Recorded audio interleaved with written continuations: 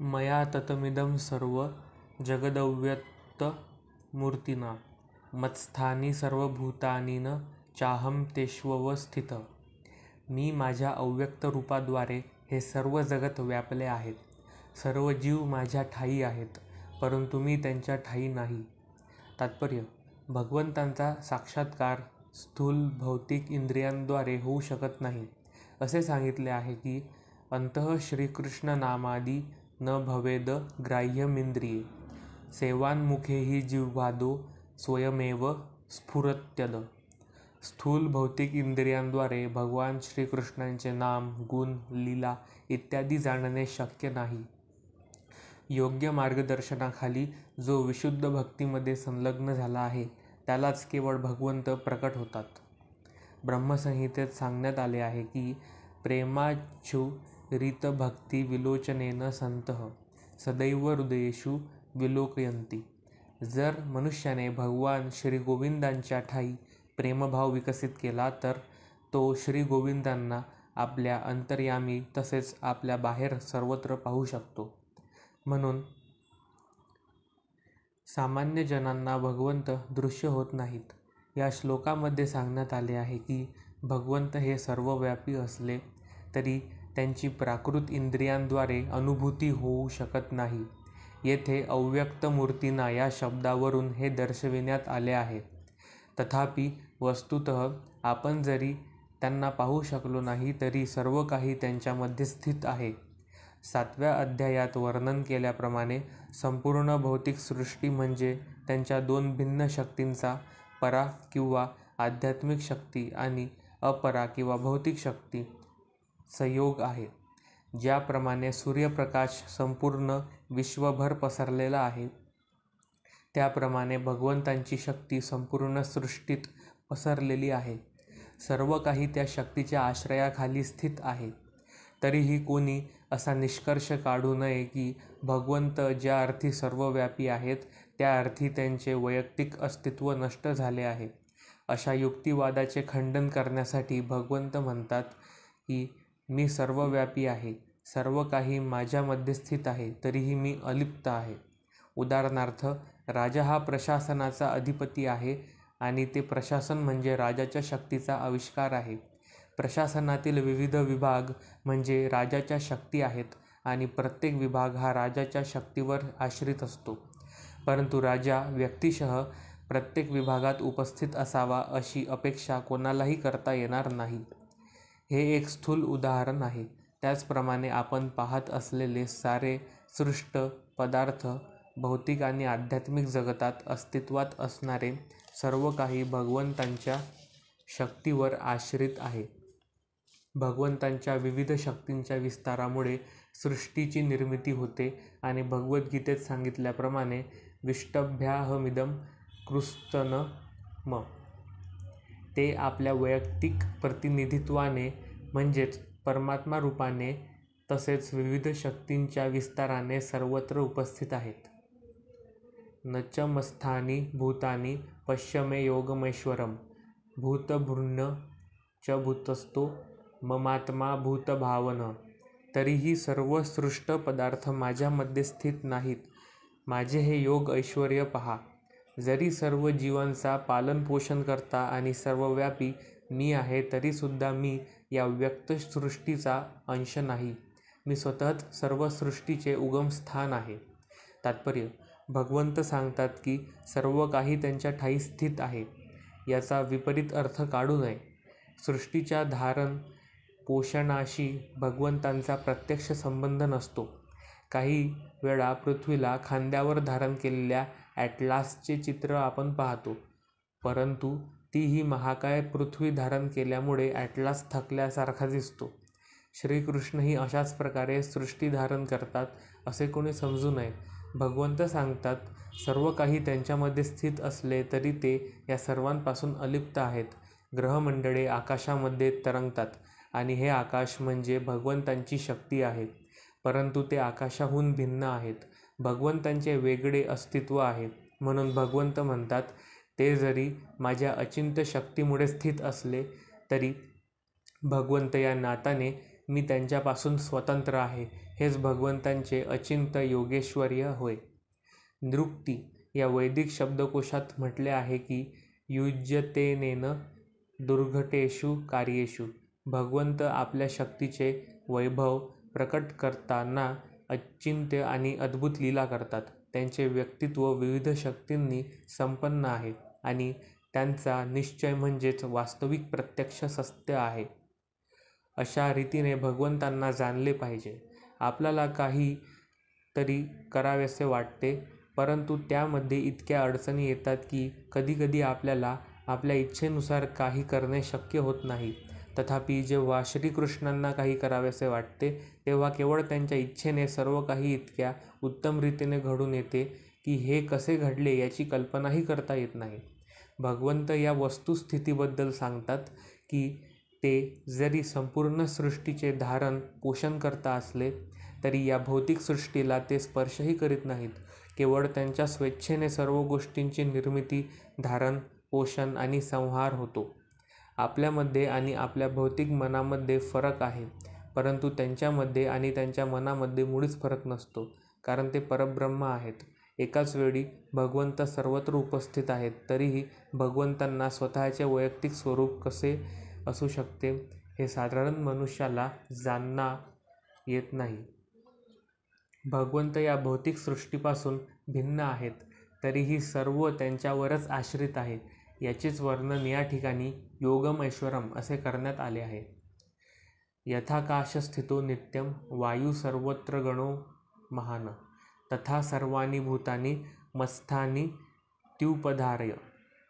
ज्याप्रमाणे सर्वत्र वाहणारा बलशाली वायू सदैव आकाशामध्ये स्थित असतो, त्याचप्रमाणे सर्व सृष्ट प्राणी माझ्यामध्ये स्थित असल्याचे जाण. तात्पर्य: इतकी प्रचंड आणि महाकाय सृष्टी भगवंतांच्या ठायी कशी स्थित आहे हे साधारण मनुष्याला जाणणे केवळ अशक्य आहे. पण या ठिकाणी भगवंत असे एक उदाहरण देत आहेत की ज्यामुळे आपण हे जाणू शकू, आपण कल्पना करू शकू. अशी सर्वात मोठी अभिव्यक्ती म्हणजे आकाश होय, आणि आकाशामध्ये असणारा वायू म्हणजे या भौतिक जगतातील सर्वात मोठी अभिव्यक्ती होय.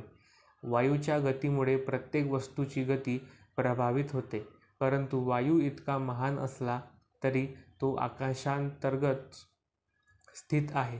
तो आकाशाच्या पलीकडे जाऊ शकत नाही. त्याचप्रमाणे सृष्टीच्या अद्भुत अभिव्यक्ती भगवंतांच्या इच्छेमुळे अस्तित्वात आहेत आणि त्या सर्व भगवंतांच्या इच्छेच्या अधीन आहेत. सामान्यतः आपण म्हणतो की भगवंतांच्या इच्छेविना गवताचे पातेही हलू शकत नाही. त्यांच्या इच्छेनेच सर्व गोष्टींची उत्पत्ती, पोषण आणि प्रलय होतो. याप्रमाणे सर्व काही भगवंतांच्या इच्छेनुसार कार्यरत असते. ज्याप्रमाणे आकाश हे सदैव वायूच्या हालचालींपासून अलिप्त असते, त्याप्रमाणे भगवंतही सर्व गोष्टींपासून अलिप्त असतात. उपनिषदांत म्हटले आहे, यदभिता वातः पवते. भगवंतांच्या भयामुळेच वायू वाहतो. बृहदारण्यक उपनिषदात सांगितल्या आहे की एतस्य वा अक्षरस्य प्रशासने गार्गी सूर्यचंद्रमसो विधृतो तिष्ठत. एतस्य वा अक्षरस्य प्रशासने गार्गी द्वावा पृथिव्य विधृतो तिष्ठत. भगवंतांच्या अधिपत्याखाली त्यांच्या आज्ञेने चंद्र, सूर्य आणि इतर मोठमोठे ग्रह परिभ्रमण करीत आहेत. ब्रह्मसंहितेतही म्हटले आहे की यच्चक्षुरेष सविता सकलग्रहाणां राजा समस्तु सुरमूर्ती शेषतेजा यज्ञानया भ्रमति संभृतकालचक्रो गोविंदमादिपुरुषं तमहं भजामि. हा श्लोक म्हणजे सूर्याच्या परिभ्रमाचे वर्णन आहे. असे सांगितले जाते की सूर्य हा भगवंतांचा एक नेत्र आहे आणि प्रकाश व उष्णता प्रसारण करण्याची त्यांच्यामध्ये अपरिमित शक्ती आहे. तरीही श्री गोविंदांच्या इच्छा आणि आज्ञेनुसार तो आपल्या कक्षेत भ्रमण करीत असतो. म्हणून वेदांवरून आपल्याला कळून येते की अद्भुत आणि प्रचंड वाटणारी ही भौतिक सृष्टी पूर्णपणे भगवंतांच्या नियंत्रणाखाली कार्य करते. या अध्यायाच्या पुढील श्लोकामध्ये यासंबंधी अधिक विस्तृत वर्णन करण्यात येईल. सर्व भूतानी कौन्तेय प्रकृतिं यान्ति मामिकां कल्पक्षये पुनस्तानि कल्पादो विसृजाम्यहम्. हे कौन्तेया, कल्पाच्या अंती सर्व भौतिक अभिव्यक्ती माझ्या प्रकृतीमध्ये प्रवेश करतात आणि नव्या कल्पाच्या आरंभी माझ्या शक्तीद्वारे मी पुन्हा त्यांना निर्माण करतो. तात्पर्य: या भौतिक सृष्टीची उत्पत्ती, पालन आणि संहार पूर्णपणे भगवंतांच्या इच्छेवर अवलंबून असतो. कल्पक्षये म्हणजे ब्रह्मदेवाच्या मृत्यूनंतर ब्रह्मदेवाचे आयुष्य 100 वर्षे इतके असते आणि त्याचा एक दिवस हा पृथ्वीवरील 43,00,00,00,00 इतका वर्षांबरोबर असतो. त्याची रात्रही तितक्याच वर्षांची असते. त्यांच्या एका महिन्यात असे 30 दिवस आणि 30 रात्री असतात आणि एका वर्षात 12 महिने असतात. अशा 100 वर्षांनंतर जेव्हा ब्रह्मदेवाचा मृत्यू होतो तेव्हा संहार आणि प्रलय होतो. म्हणजेच भगवंतांनी प्रकट केलेली शक्ती पुन्हा त्यांच्यामध्येच विलीन होते. नंतर पुन्हा जेव्हा भौतिक जगत निर्माण करण्याची आवश्यकता असते तेव्हा त्यांच्या इच्छेनुसार भौतिक जगत निर्माण होते. वैदिक सूक्त सांगते की बहुस्याय भगवंत जरी एकमेव असले तरी ते अनेक रूपे धारण करतात. भगवंत स्वतःला या भौतिक शक्तीमध्ये विस्तारित करतात आणि पुन्हा संपूर्ण सृष्टी प्रकट होते. प्रकृतीं स्वामवष्टभ्य विसृजामि पुनः पुनः भूतग्राममिमं कृस्वं मवशं प्रकृते वर्षात. संपूर्ण भौतिक सृष्टी माझ्या अधीन आहे. माझ्या इच्छेनेच ते पुन्हा पुन्हा व्यक्त होते आणि माझ्या इच्छेनेच शेवटी तिचा प्रलय होतो. तात्पर्य: हे भौतिक जगत म्हणजे भगवंतांच्या कनिष्ठ शक्तीची अभिव्यक्ती आहे. हे यापूर्वीच अनेक वेळा स्पष्ट करण्यात आले आहे. उत्पत्तीच्या वेळी भौतिक शक्ती महत्त्वतत्त्व रूपाने प्रकट होते आणि त्यामध्ये भगवंत आपला प्रथम पुरुषावतार महाविष्णू रूपामध्ये प्रवेश करतात. ते कारणोदक सागरामध्ये पहुडलेले असतात आणि असंख्य ब्रह्मांडांना उच्छ्वासित करीत असतात आणि प्रत्येक ब्रह्मांडामध्ये भगवंत पुन्हा गर्भोदकशयी विष्णूच्या रूपाने प्रवेश करतात. या प्रकारे प्रत्येक ब्रह्मांडाची निर्मिती होते. नंतर भगवंत स्वतःला क्षीरोदकशयी विष्णूच्या रूपात आणखी प्रकट करतात आणि या रूपाद्वारे ते प्रत्येक गोष्टीमध्ये सूक्ष्म अणूमध्येही प्रवेश करतात. या वस्तुस्थितीचे वर्णन या ठिकाणी करण्यात आले आहे. भगवंत सर्वच गोष्टींमध्ये प्रवेश करतात. आता जीवात्म्यासंबंधी सांगावयाचे तर या भौतिक प्रकृतीमध्ये जीवात्मा गर्भस्थ केला जातो आणि आपल्या पूर्वकर्मानुसार त्याला विविध प्रकारच्या अवस्था प्राप्त होतात. याप्रमाणे भौतिक प्रकृती कार्यरत होते. सृष्टीच्या उत्पत्तीच्या क्षणापासूनच जीवाच्या निरनिराळ्या योनींच्या कार्यास प्रारंभ होतो. असे नाही की या सर्वांची उत्क्रांती होते. जीवांच्या निरनिराळ्या योनी सृष्टीबरोबरच निर्माण केल्या जातात. मनुष्य, पशु, पक्षी सर्वांची एकाच वेळी उत्पत्ती होते, कारण प्रलयाच्या वेळी जीवांच्या ज्या इच्छा असतात त्या पुन्हा प्रकट होतात. अवशम या शब्दावरून या ठिकाणी स्पष्टपणे दर्शविण्यात आले आहे की या संपूर्ण प्रक्रियेशी जीवाचा मुळीच संबंध नसतो. पूर्वसृष्टीमधील जीवांच्या अवस्था केवळ पुन्हा प्रकट होतात आणि हे सर्व काही केवळ भगवंतांच्या इच्छेनुसार घडते. हीच भगवंतांची अचिंत्य शक्ती आहे. निरनिराळ्या योनींची निर्मिती केल्यावर भगवंतांचा त्या योनींशी मुळीच संबंध नसतो. विविध जीवांच्या इच्छा पूर्ण करण्याकरिता सृष्टीची निर्मिती होते आणि म्हणून भगवंत स्वतःला सृष्टीमध्ये गुंतवून घेत नाहीत. न च माम तानि कर्माणि निबध्नन्ति धनंजय उदासीन वदासीन मक्तम तेषु कर्मसु. हे धनंजया, ही सर्व कर्मे मला बद्ध करू शकत नाहीत. तटस्थाप्रमाणे मी या सर्व भौतिक कर्मांपासून अनासक्त असतो. तात्पर्य: या संदर्भात मनुष्याने समजू नये की भगवंत निष्क्रिय आहेत. आपल्या आध्यात्मिक जगतात ते सदैव कार्यमग्न असतात. ब्रह्मसंहितेत सांगितलेले आहे की आत्मारामस्य तस्यास्ति प्रकृत्यान समागम. ते आपल्या सच्चिदानंद क्रियांमध्ये नित्य युक्त असतात, परंतु या भौतिक क्रियांशी त्यांना काहीच कर्तव्य नसते. भौतिक कार्ये ही त्यांच्या विविध शक्तींद्वारे केली जातात. सृष्ट जगताच्या कार्यांच्या बाबतीत भगवंत नेहमी उदासीन असतात.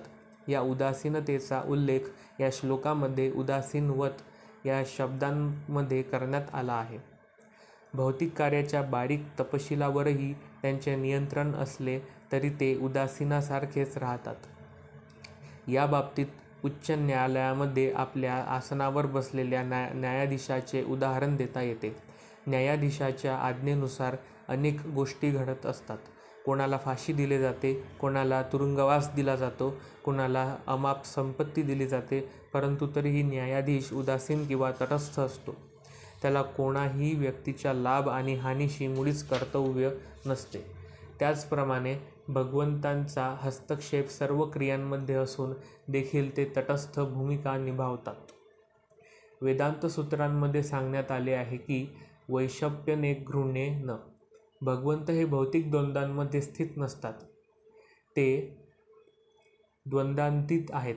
तसेच या भौतिक सृष्टीच्या उत्पत्ती आणि प्रलयामध्येही ते आसक्त नसतात.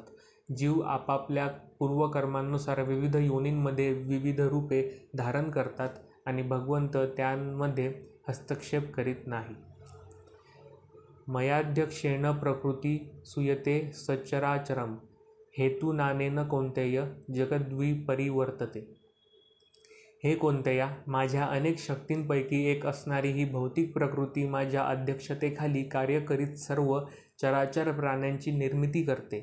त्यांच्या नियंत्रणाखालीच या सृष्टीचा वारंवार उत्पत्ती आणि संहार होतो. तात्पर्य: या ठिकाणी स्पष्टपणे सांगण्यात आले आहे की भगवंत जरी भौतिक सृष्टीच्या सर्व कार्यांपासून अलिप्त असले तरी तेच प्रकृतीचे परमसंचालक आहेत. या भौतिक सृष्टीचे अध्यक्ष आणि आधार हे भगवंतच आहेत. सृष्टीचे व्यवस्थापन मात्र भौतिक प्रकृतीद्वारे केले जाते. भगवद्गीतेतच श्रीकृष्ण सांगतात की भौतिक योनींतील सर्व जीवांचा मी पिता आहे. पुत्रप्राप्तीकरिता पिता मातेच्या गर्भामध्ये बीजारोपण करतो आणि त्याचप्रमाणे भगवंतही केवळ दृष्टिक्षेपाने भौतिक प्रकृतीच्या गर्भामध्ये बीजारोपण करतात. हे जीव आपल्या पूर्व इच्छा आणि पूर्वकर्मांनुसार योनी धारण करून बाहेर येतात. भगवंतांच्या दृष्टिक्षेपाने जरी या जीवांनी जन्म घेतला तरी आपल्या सुप्त इच्छा आणि पूर्वकर्मांनुसार ते विविध शरीरे धारण करतात. म्हणून भगवंत प्रत्यक्षपणे भौतिक सृष्टीच्या संपर्कात नसतात. केवळ त्यांच्या दृष्टिक्षेपाने भौतिक प्रकृती सक्रिय होते आणि सर्व काही त्वरित निर्माण होते. भगवंत भौतिक प्रकृतीवर दृष्टिक्षेप टाकत असल्याने निसंशय ते त्यांचेच कार्य आहे. परंतु प्रत्यक्षपणे त्यांना या सृष्टीशी काहीच कर्तव्य नसते.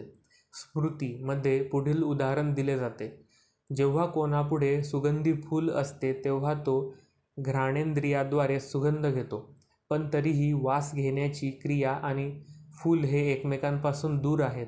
याच प्रकारचा संबंध भगवंत आणि भौतिक प्रकृती यांच्यामध्ये असतो. वास्तविकपणे त्यांना भौतिक जगताशी कधीच कर्तव्य नसते, पण आपल्या दृष्टिक्षेपाद्वारे ते सृष्टीची निर्मिती करतात आणि तिला कार्यरत करतात. सारांश: भगवंतांच्या अध्यक्षतेविना भौतिक प्रकृती काहीच करू शकत नाही. तरीही भगवंत सर्व भौतिक कार्यांपासून अलिप्त असतात. अवजानन्ति मां मूढा मानुषी तनुमाश्रितं परम भावमजानन्तो मम भूतमहेश्वरम. जेव्हा मी मानव सदृश रूपामध्ये अवतीर्ण होतो तेव्हा मूर्ख लोक मला उपहास करतात. अस्तित्वातील सर्व वस्तूंचा परम अधीश्वर म्हणून माझे दिव्य स्वरूप ते जाणत नाहीत. तात्पर्य: या अध्यायातील पूर्वीच्या श्लोकाच्या वर्णनावरून स्पष्ट आहे की भगवंत जरी साधारण मनुष्याप्रमाणे अवतीर्ण झाले तरी ते साधारण मानव नाहीत. संपूर्ण सृष्टीची उत्पत्ती, पालन आणि विनाश करणारे भगवंत साधारण मनुष्य असूच शकत नाही. तरीही असे अनेक मूर्ख लोक आहेत जे श्रीकृष्णांना महापुरुषाव्यतिरिक्त इतर काहीही मानत नाहीत. वस्तुतः ब्रह्मसंहितेतही सांगितल्याप्रमाणे तेच आदिपुरुष भगवंत आहेत. ईश्वर किंवा नियंत्रक अनेक आहेत, पण एक ईश्वर दुसऱ्यापेक्षा मोठा वाटतो.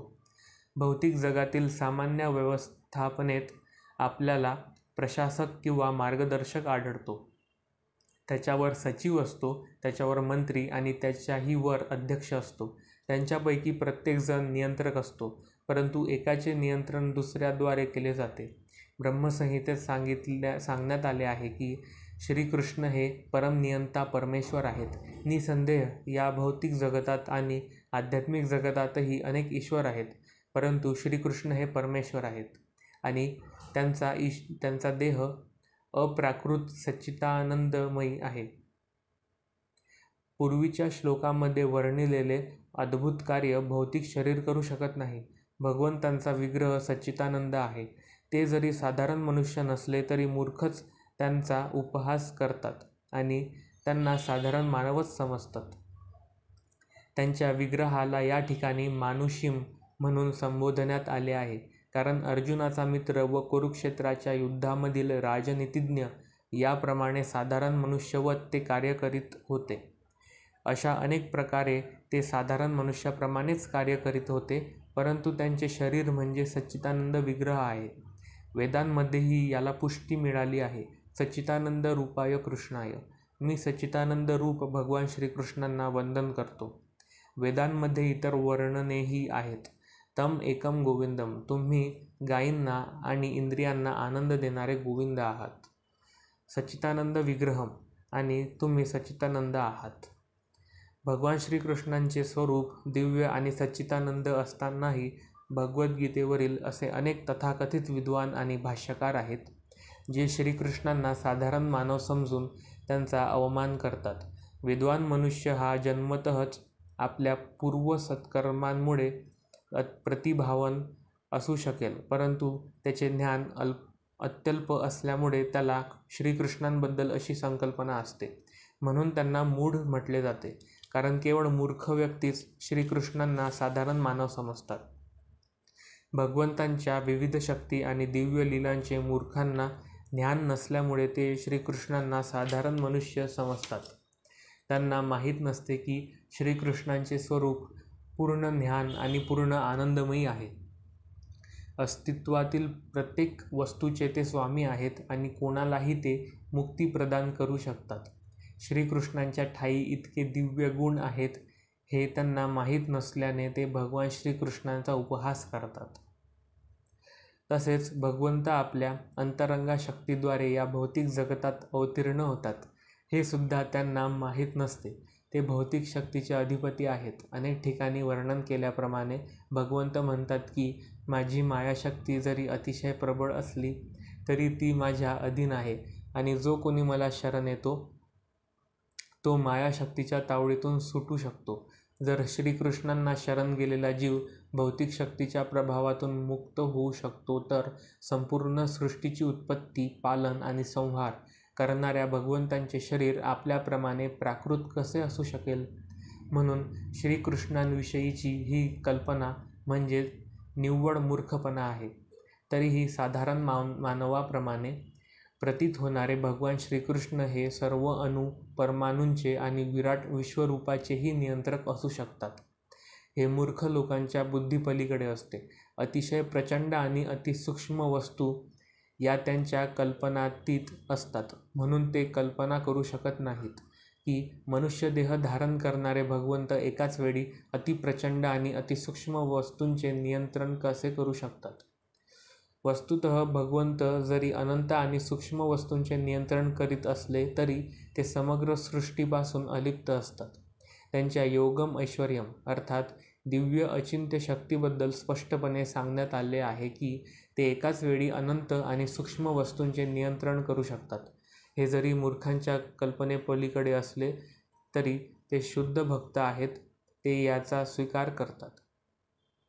कारण त्यांना माहीत असते की श्रीकृष्ण हेच स्वयं पुरुषोत्तम श्री भगवान आहेत. म्हणून ते पूर्णपणे भगवान श्रीकृष्णांना शरण जातात आणि कृष्ण भावनाभावित भगवत भक्तीमध्ये युक्त होतात.